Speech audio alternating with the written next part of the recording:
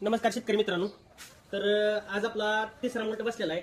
तर यासाठी आपल्याला तिसऱ्या मोल्टसाठी आज आपण लाईन पावडर ची आपण टेस्टिंग घेणार आहे. तर लाईन पावडर प्लस हळद, आपण हळदीसाठी एक कढई हळद घेणार आहे आणि आपल्याला पावडर मारण्यासाठी त्रास होऊ नये म्हणून आपण अशा प्रकारचे मास्क आहे. तर हे मास्क ही घेणार आहे. तर तुम्हाला आपण आता हळदीचं महत्व सांगतो. तर हळद ही अँटीबायोटिक आहे.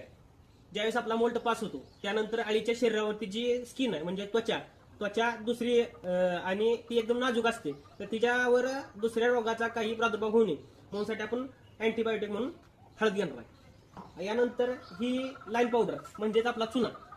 तर हे चुना आपण ह्यासाठी घेणार आहे की जो आपल्या बेडमध्ये पाला शिल्लक राहिलेला आहे, तर त्या पाल्याचं आपण डिहायड्रेशन करून पाला वाळवणार आहे. पाला वाळल्यामुळे काय होतं की जी अळीचा मोल्ट पास झालेला आहे त्या अळी मोल्ट पास झाल्यानंतर पाला खाऊ नये किंवा पुढे जाऊ नये यासाठी आपण काय करणार आहे, हा जो पाला आहे बेडमधला तर तो आपण वाळवणार आहे. आणि वाळवल्यामुळे काय होणार आहे की सर्व अळी एक समान होणार आहे. ज्या अळीचा मोल्ट उठलेला आहे त्या अळी पाला खाऊन पुढे जाणार नाही. म्हणजे आपला तिसरा मोल्ट उठल्यानंतर चौथ्या मोल्टला सुद्धा सर्व अळी एक समान अशी बसून जाईल. यानंतर आपण काय करणार आहे, हा 1 किलो चुना आणि हे हळद.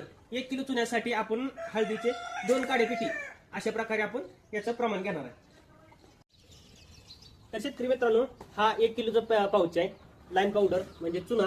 तर आपण अशा पद्धतीने आहे ना त्या मशीन मध्ये टाकून घेत आहोत.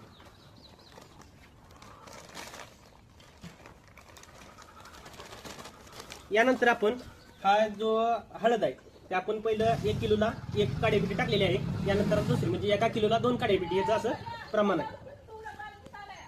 तर अशा पद्धतीने आपण हे मिक्स करून घेऊ. हे व्यवस्थित असं मिक्स करून घ्यायचं आहे आणि मिक्स केल्यानंतर आपण त्याची टेस्टिंग घेणार.